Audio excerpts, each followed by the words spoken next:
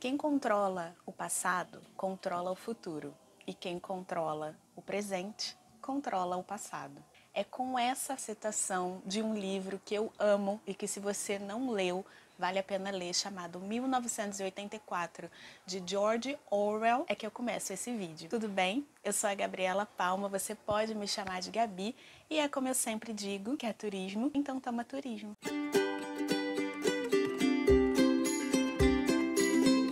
Ai, gente, meu coração tá aqui palpitando já. Então segura a marimba aí, Monamu. Porque, ó, eu tô aqui com o meu café e vocês sabem que quando eu tô com essa canequinha é porque vem Devaneios da Gabi por aí. Devaneios da Gabi. Não sabe o que é Devaneios da Gabi? É simplesmente um momento onde eu venho aqui bater um papo gostosinho, uma conversa gostosa, sadia, com você que tá aí do outro lado da tela. Tem outros devaneios aqui, mas eu acredito que esse talvez seja o mais polêmico. Se eu gosto de polêmicas, não gosto. Quer dizer, às vezes não. Se eu quero polarizar pensamentos aqui, não quero.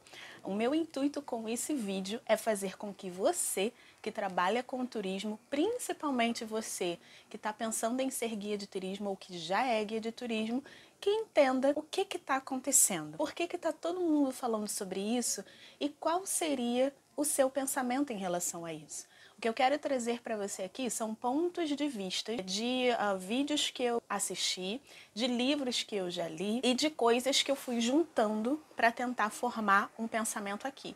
Então, esse vídeo, eu não vou trazer uma resposta certa ou errada. Eu vou trazer fatos para que você comece a pensar e formar um pensamento crítico por você mesmo, ok? Então, não me veja numa posição onde eu estou ditando uma regra aqui para você que é assim e pronto, acabou.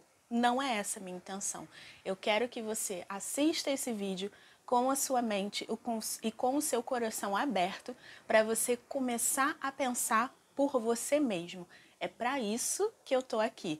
E é isso que eu sempre faço também nos meus vídeos. Eu trago o meu pensamento, eu trago as minhas vivências, as minhas crenças, mas você pensa da forma que você quiser. Beleza? Ah, vamos nessa! Então, vamos aos fatos. Primeiro, referências, fontes, não são da minha cabeça somente. São fontes de referências que eu vou deixar o link aqui também na descrição para você pesquisar depois. Então, eu utilizei uma base para esse pensamento, um vídeo do Leandro Carnal. Se você não conhece Leandro Carnal, vale a pena. Rita Von Hunt, uma drag incrível, que traz muitos pensamentos também filosóficos de sociologia e filosofia para a gente começar a pensar e formar pensamento crítico. Eu acho muito interessante os vídeos dela. E também livro do George Orwell, como eu já citei aqui para vocês, 1984. Se você quiser ler esse livro, tem para versão Kindle também. Eu vou deixar o link da Amazon aqui para você. 2 livros que eu indico do Jorginho, 1984 e Revolução dos Bichos. Livros que vão explodir a sua cabeça, vai por mim. E também utilizei um artigo escrito pelo Guilherme Soares, com participação do Guilherme Soares, da Folha de São Paulo. O Gui, ele criou uma caminhada negra em São Paulo. Vou deixar o link aqui do Instagram do Gui também, para vocês seguirem. Ele sempre traz textos muito reflexivos sobre ser um corpo preto no mundo. Então eu acho bem interessante que eu fui tentando pegar algumas referências para trazer para vocês. Inclusive, referências de um vereador em São Paulo, o Holliday, que ele é bem polêmico, é o homem preto muito polêmico na comunidade preta no Brasil, mas eu fui olhar o que ele estava falando para vocês também não falar. Ai, Gabi só pegou a galera da esquerda pra falar de referência. Não, eu fui olhar uma outra galera também e por que eles pensavam dessa forma. Inclusive lendo comentários em artigos, como foi o artigo da Folha, para eu tentar entender o que a galera tá pensando. Então, como disse, não é um vídeo polarizado, mas um vídeo onde eu vou tentar colocar aqui meus pensamentos de uma forma coerente, pode-se dizer assim, tá bom?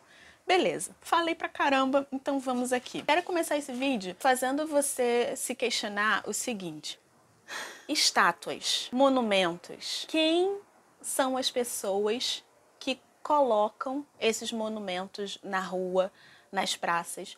Quem é que dá nome as ruas? É você? Sou eu? Não é. Porque se fosse, ia ter o nome de rua Rosiliane de Oliveira Palma, que é o nome da minha mãe, que merece nome de rua, inclusive. É verdade. Então, quem são? São pessoas, meus amados e minhas amadas, que detêm o poder. E quando eu estou falando de poder, eu estou falando de quê? Dinheiros. É claro que eu estou falando de dinheiros. Então foi por isso que eu trouxe aquela referência lá do 1984, do livro do George Orwell, aquela frase no início do vídeo, porque é exatamente isso. As pessoas que detêm o poder, elas colocam o que elas querem que seja mostrado. Lembrando que esse poder não é de agora, esse poder não é de agora que chegou com a internet. Eu não estou falando do momento que a gente está vivendo hoje. Isso é de uma coisa lá de trás. Lembra quando a gente estuda História da Arte, principalmente se você é guia de turismo, estudou História da Arte, que tem lá os mecenas, né, que são as pessoas que financiam essa arte. Quem são as pessoas que estão financiando a arte? Pessoas que têm dinheiro. Eu sou rica! Normalmente também quem financia essas artes? A Igreja Católica, ela quer, né, ela entende aquela arte ali como uma forma poderosa de se colocar para as outras pessoas, né? Capela Sistina pintada por Michelangelo. Inclusive, aquela época lá do Renascimento, de Michelangelo, Rafael, Donatello e Leonardo, não estou falando das Tartarugas Ninjas, estou falando dos artistas da época do Renascimento. Essa galera aí era totalmente financiada por pessoas riquíssimas. Igreja que ia lá e... Ai, uma artezinha aqui. Uma estatuazinha aqui de Davi. não sei o que aqui, entendeu? Então fica com esse pensamento. Quem financia obra de arte, quem estipula qual é a estátua que vai entrar, o nome de rua, o nome da ponte, são pessoas que estão no poder. Consegue distinguir? Vamos lá. E aí, quais os nomes e quais os monumentos que são criados por essas pessoas? Em qual tempo que eles criaram? Se você for parar para pensar, por exemplo, no Borba Gato, que deu esse bafafá todo aí, a estátua do Borba Gato lá em São Paulo foi colocado na década de 60, época de ditadura militar nesse país chamado Brasil. Aí eu te pergunto, Borba Gato é da época de 60? Não é. É da época lá dos bandeirantes. Botam uns 1600 e alguma coisa, 1700 e lá vai fumaça, entendeu? Só que quem estava no poder naquela época achou que seria interessante colocar uma pessoa, né, que traficava pessoas, uma pessoa que dizimou comunidades indígenas, uma pessoa que estuprou várias mulheres naquele momento, porque naquele momento colocar aquela estátua lá na praça, naquele lugar em São Paulo, representava aquele governo, representava quem estava no poder. Consegue distinguir? Outro exemplo que eu vou dar para vocês. Ponte Rio e Niterói. O nome original da Ponte Rio e Niterói é Ponte Costa e Silva. Quem foi Costa e Silva? Foi o 27º presidente do Brasil. Em que época? Ditadura militar também. O cara era um ditador e deram o nome dessa ponte para ele, Costa e Silva, como se fosse maneiro. Porque naquela época era maneiro, pelo menos era o que eles achavam, né? Então vamos lá, quando a gente fala de monumento, a gente está falando de memória ao passado. É isso. As pessoas querem remeter à memória aquele passado que elas achavam que era bom, que fazia sentido. Só que a sociedade, ela muda. Graças a Deus. Que muda. A sociedade, ela avança. A sociedade começa a ter mais oportunidades de entendimento, principalmente as minorias. E quando eu estou falando de minoria aqui, eu estou falando de pessoas pretas, eu estou falando da comunidade LGBTQIA+, eu estou falando das mulheres. Todas essas minorias começam a ter mais acesso à informação e ao conhecimento. Bom, se eu estou tendo mais acesso à informação e ao conhecimento, isso significa que eu estou entendendo um pouco melhor quem eu sou, como eu faço parte dessa comunidade e o que me representa e o que não me representa. Então, é por isso que em vários momentos da história a gente vai ver sim várias vezes monumentos sendo derrubados em sinal de protesto, em sinal de... Eu não concordo com esse poder que está aqui atualmente. E aí, se você for parar para pensar também, você pode se questionar assim: Ah, então se eu for pensar em tudo que eu não concordo, eu vou queimar a Igreja Católica, que foi responsável pela Inquisição, de matar muitas pessoas simplesmente por serem totalmente contrários à ideologia que era pregada. Eu vou queimar e destruir pirâmides no Egito porque foram construídos por pessoas que foram escravizadas de outros povos. Eu vou destruir e queimar pontes, como por exemplo a ponte Rio-Niterói, que tem o nome de um ditador. entende também que é muito tênue essa linha? O que a gente precisa começar a pensar por nós mesmos e não por outras pessoas é que não dá pra gente polarizar isso. O que a gente precisa é abrir para o diálogo. É claro que tem vezes que a gente tá muito cansado de conversar. Muito cansado, porque tem pessoas que não querem ouvir. Tem pessoas que simplesmente tampam os ouvidos e querem se alienar a essa criticidade. Eu tenho um tio que ele fala uma frase para mim que eu guardo no meu coração até hoje, que ele fala: pensar dói. E dói mesmo, porque a gente está numa sociedade que a gente começa a ficar mais acostumado de ter as coisas mais mastigadas, de ter as fake news para compartilhar com as pessoas, porque a gente não quer pensar. A gente não quer juntar um monte de referência e formar um pensamento próprio. A gente quer assistir um vídeo que vai dar tudo mastigado para a gente replicar. E isso está errado. A gente precisa começar a pensar por nós mesmos. Uma coisa que eu acho muito interessante também é como que essa sociedade ela tá tão doente que ela se comove tanto pela queima de uma estátua. Mas ela não se comove com pessoas. Eu vou ler aqui uma referência que eu vou trazer para vocês, que é um vídeo do Silvio de Almeida, da entrevista dele do Roda Viva, que eu também vou deixar aqui embaixo para vocês assistirem essa entrevista, que é muito interessante. E o Silvio de Almeida diz o seguinte: revisionismo histórico é não querer que o fluxo da história siga seu rumo. Tem gente que chora por estátua, mas não chora quando morre um negro. É verdade. E a comoção que eu vejo de algumas pessoas de Oh meu Deus, queimaram a estátua, acabaram com o patrimônio. são as mesmas pessoas que, quando uma pessoa morre, preta, indígena, mulher, por feminicídio, para ela é ok, é normal.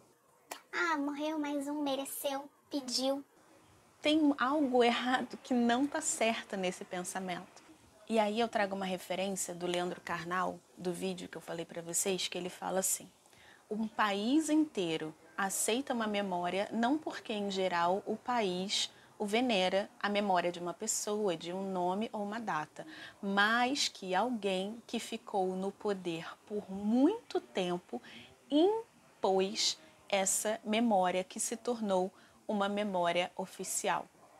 Então, pensa aqui comigo. É claro que muitas pessoas vão se compadecer mais com o patrimônio, com a estátua, do que com as pessoas pretas, por exemplo. A gente teve quase 400 anos de escravidão. A gente teve quase 400 anos onde pessoas pretas eram colocadas abaixo de cachorro.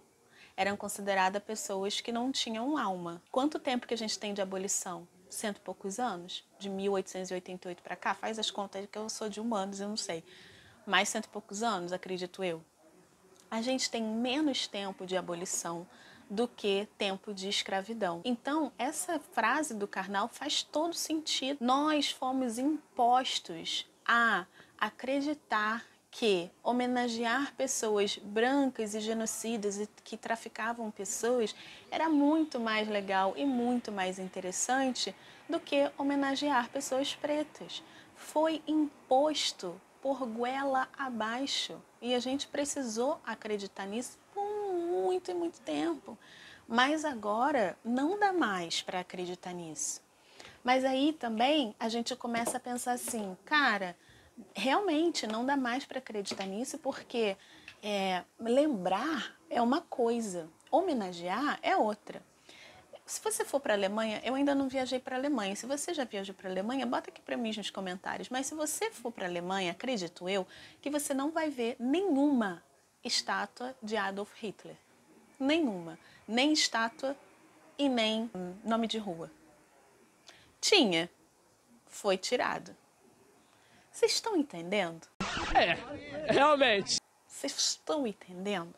Imagina vocês como que essas pessoas se sentiriam, principalmente pessoas judias, pessoas que tiveram as suas famílias dizimadas em campos de concentração. Como que elas sentiriam vendo uma estátua de Adolf Hitler no meio de Berlim? Fala pra mim.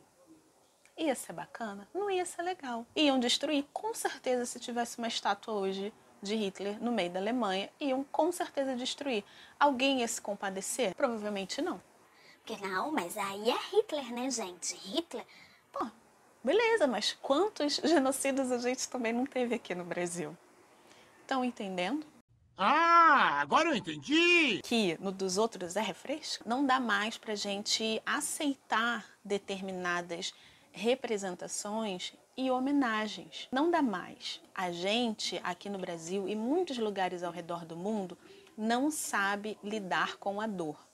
A gente quer colocar embaixo do tapete. Vou dar um outro exemplo para vocês. Eu fui na minha viagem para a Europa em 2012, mochilão que eu fiz com a minha amiga Paula, a gente foi para a Polônia e a gente foi para Auschwitz. A gente foi lá visitar o campo de concentração. Aí você vai falar assim, Caraca, mórbido pra caraca, né? Pelo amor de Deus, vai fazer o que no campo de concentração? sabe por que eu fui lá? Porque eu queria entender como que aquilo aconteceu, ver com meus próprios olhos. E ter feito uma visita mediada naquele lugar me levou para um outro lugar dentro de mim mesmo.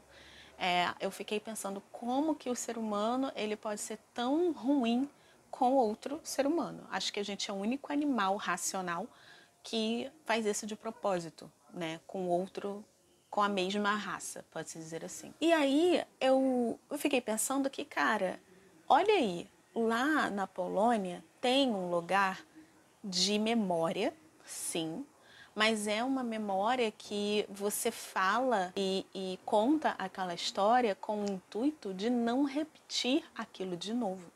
Para que as pessoas não caiam no esquecimento e falar... Ai, nossa, passou, tá tudo bem, tranquilão, não vai acontecer de novo. Não, tem que mostrar e tem que falar para que as pessoas entendam, caraca, não vamos deixar chegar nesse nível novamente. Esse é um espaço de memória que é utilizado, por exemplo, em Auschwitz, lá no campo de concentração na Polônia. E aqui, no Brasil, o que poderia ser feito ou qualquer outro lugar do mundo? Né? Eu vou muito de acordo com o que a Rita Von Hunt fala no vídeo dela, que ela fala que, e eu concordo com isso, que assim, ok, sabemos que temos esses monumentos que são homenagens a pessoas que não nos representam mais, para algumas pessoas até representam, mas enfim, que não nos representam mais, mas então vamos contar as histórias dessas pessoas. Vamos fazer um museu e bota essa galera lá dentro. E conta a história dessa galera, o nome da família. Porque é isso, né, gente? A coisa é replicada e a gente não sabe quem são essas pessoas. A gente anda nas praças, a gente vê nome de rua, mas não tem ideia de quem foram aquelas pessoas. Porque a gente não é ensinado a pensar quem foram aquelas pessoas. A gente só é ensinado a olhar o nome e acabou, a olhar a estátua e acabou. A única coisa que a gente é ensinado é estátua é igual patrimônio público preserve. Mas calma aí, que patrimônio? Quem colocou essa estátua como patrimônio? Quando que foi isso? Que época? Por que que virou um patrimônio? Por que que eu estou estudando sobre essa pessoa e não estou estudando sobre outra? Questionamentos, amados, questionamentos. Precisamos trazer mais questionamentos, menos ponto final e mais ponto de interrogação. Eu acho que é isso que está faltando muito pra gente, como sociedade, parar de polarizar esses pensamentos. Para de polarizar e simplesmente analisa a situação. Eu acho que a gente está no momento onde a gente precisa adequar os monumentos ao nosso tempo. Se a gente está no momento onde essas minorias começam a ser um pouco mais representadas, onde essas minorias começam a ter mais conhecimento, é claro que essas homenagens vão ser mais referenciadas a essas minorias. Pessoas pretas, mulheres, indígenas, comunidade LGBTQIA+.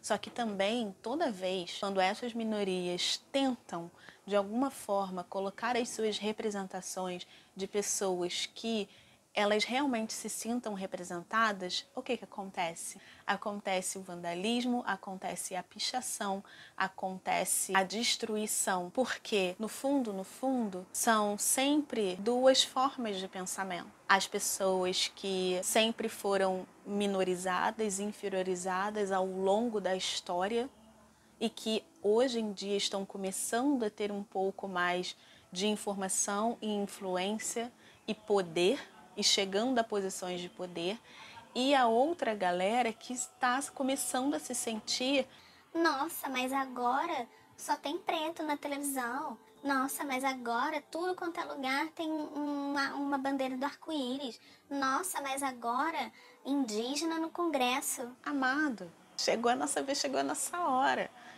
Então, assim, entendam que a gente vai adequando. A história, ela não é parada. A história, ela é feita de momentos, de fatos e de pessoas.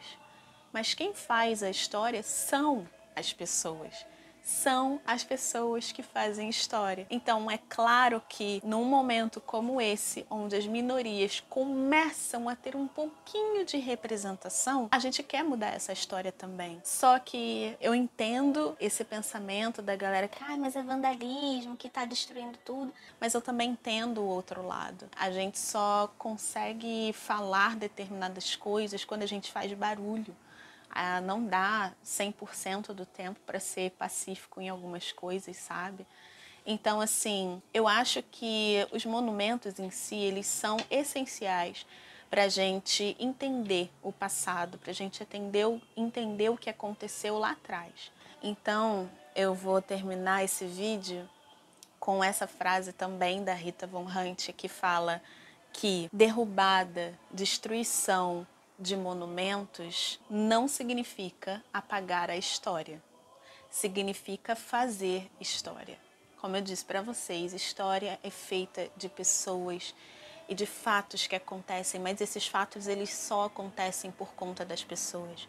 Eu sou muito a favor, sim, de retirada de monumentos, não de repente queimar e destruir talvez não seja a melhor opção, até para abrir um debate de uma forma um pouco mais saudável, sem polarizar.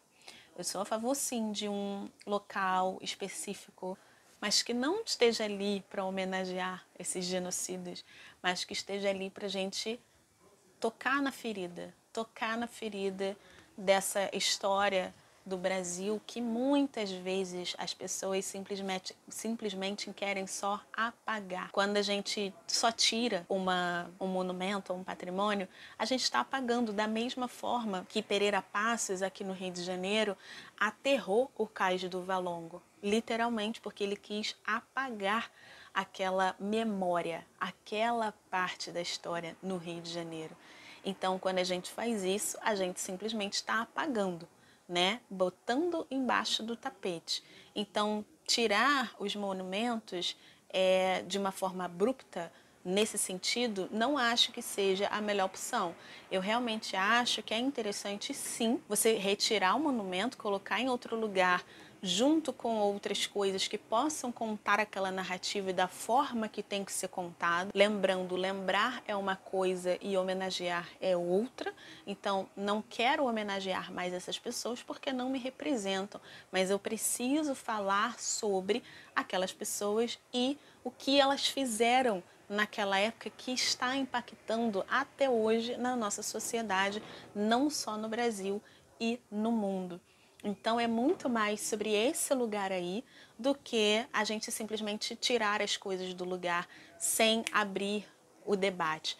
Eu acho, no final das contas, que toda vez que acontece esse tipo de movimentação, eu acho que é um debate que se abre, eu acho que são pessoas que estão começando a colocar mais pontos de interrogações nas suas cabeças, ao invés de só colocar pontos finais. Gente, comecem a pensar por vocês mesmos, comecem a ter esse pensamento crítico por vocês, por favor.